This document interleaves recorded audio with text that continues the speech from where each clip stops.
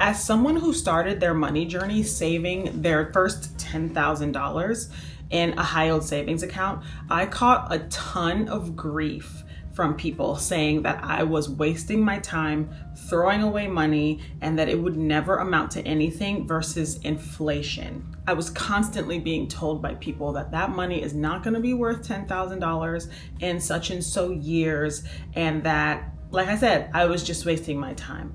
And I felt super discouraged and a little bit anxious about it when I would internalize these comments. And I just find it funny that things like that are never said to people who spend incessantly or have high mortgages that they don't need, or they have high car payments. Those things are never said to them. But if you want to save money, if you want to have an emergency fund, then you get the most grief, and it's so backwards to me. So we're going to talk today in this video about why you should ignore that advice and do what you think is best for your financial situation. If people tell you, don't save your money, you're saving too much money, don't do that, ignore them. And here's why. Having a fund, having funds that can cover you if you have a life event or a job event is a life hack. I don't understand how this goes over so many people's heads. If you lose your job, if you end up in the hospital, if you crash your car and need a new car,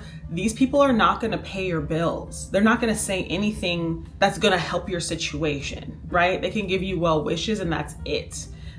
But they're not going to be able to pay your bills. That's going to be completely on you. And so you need to be able to have those funds to pay your bills and to cover yourself for months on end if that's how long you need. Yes, the money won't be worth the same amount in 10 years, but the goal for having an emergency fund or having a lot saved to where you are comfortable is to have that money on hand when you need it. It's not so that it can be worth 10 to 5 times more in 10 years. This is not the stock market. This is an emergency fund. This is kept in your high yield savings account so you can make, at this point in time, around 4% on your cash yearly, monthly, whatever.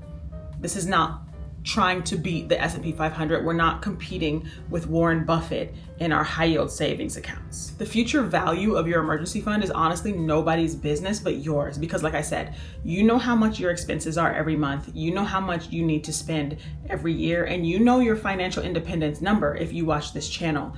And so if you have all of those numbers reconciled in your head, what your 10, 20, 30K emergency fund, your 4, 5, 6, or 12-month emergency fund is at this point in time and what it will be in 10 years is nobody's business. And also, this doesn't come from genuine concern. When you're telling someone you're trying to save money, or, you know, I've saved up this much amount in my savings account, and they say that is not anything, that's not going to be enough when you retire, what are you supposed to do with that information? Ignore the people who tell you it's not going to be worth anything in the future. It doesn't matter, because say something happens, you pop a tire, you have a totaled car, anything, you need to be able to move. You need to be able to have that money to take care of yourself in that moment so that you're not stressed or panicking, or so that your mental health doesn't decline because you are dealing with things that are out of your realm. The second thing that I get from this when people tell me you're saving too much, or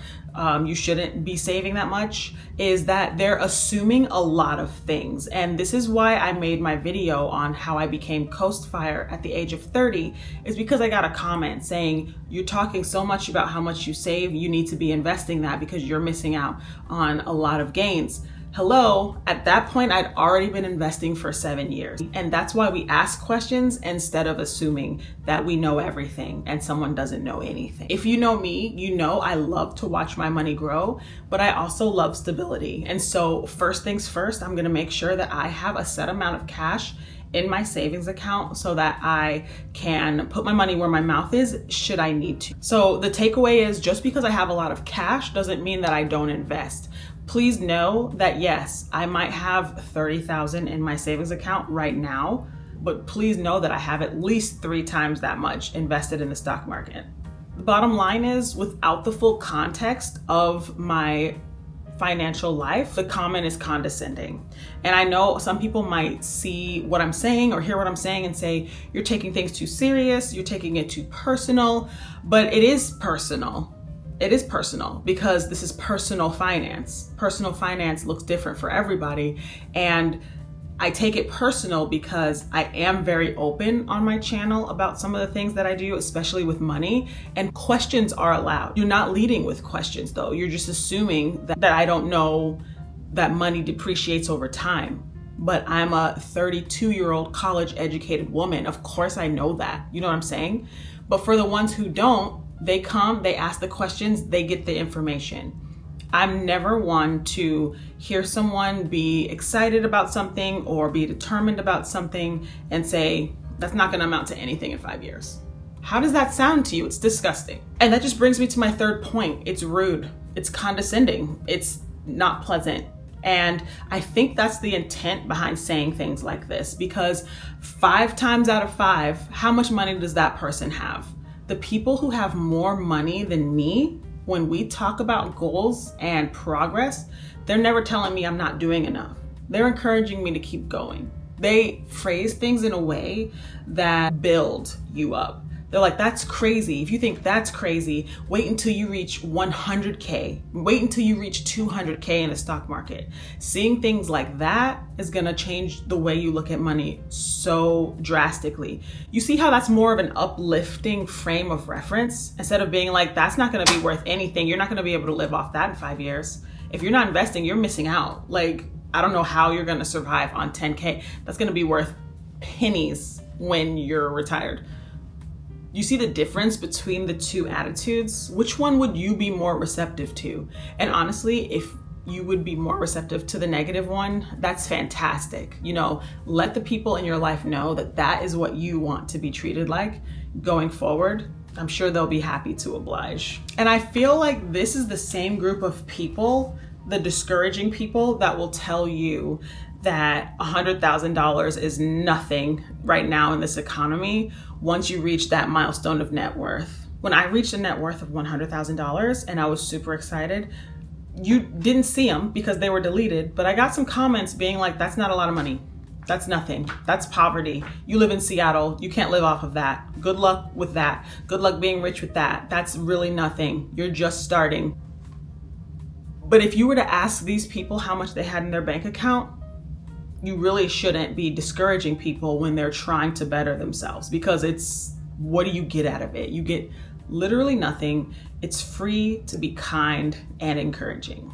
Or better yet, like I said, $10,000, $100,000 is not a lot of money until you're asking me to borrow some money because you decided to be a little bit irresponsible with your bills. That's what I'm saying. And I don't want to be spicy. I'm not trying to be spicy. I'm just saying, you can tell from my attitude that I do get a lot of flack on this channel, and I erase a lot of comments because, you know, people say, if you're gonna be open on the internet, then you should be open to criticism. And that is completely valid and fair, right? Criticism, completely valid and fair. But if it's not coming from a place of true discourse, right? If you just want to argue or belittle or tear down someone's progress when they're looking forward to something or they're working really hard towards something, that's not welcome. And I'm going to delete it. And if you have a problem, I understand. I do. We don't have to agree on that. But that is everything for this video. Just something that I wanted to get off of my chest because I get so tired of hearing that, of reading it on TikTok, of seeing it in my YouTube comments. It just is really discouraging. And if I weren't a strong gal, then I would succumb to it. And I'd be like, you know what, you're right. Why save this much money? Why save this much money? I don't need this much cash. No, I need 12 months saved in an account that I can grab whenever I need to. That is my goal. And it's based on my expenses.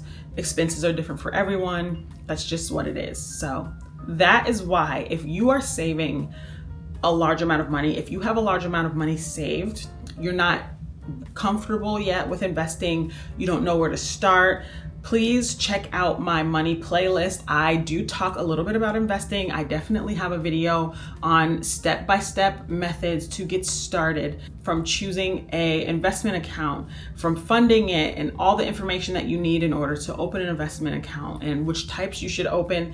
I have some videos about that you should check out if you are comfortable taking that next step. And if you're not, that's okay too.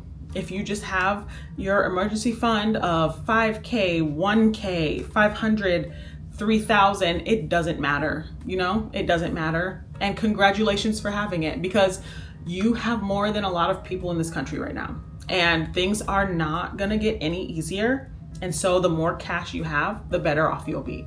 So thank you for coming to my TED Talk. Thank you for listening. And let me know what you think in the comments. Do you ever get discouraging comments about your progress? It doesn't even have to be about money. People really like to rain on parades. I want to hear in the comments from you, and I will see you in the next video.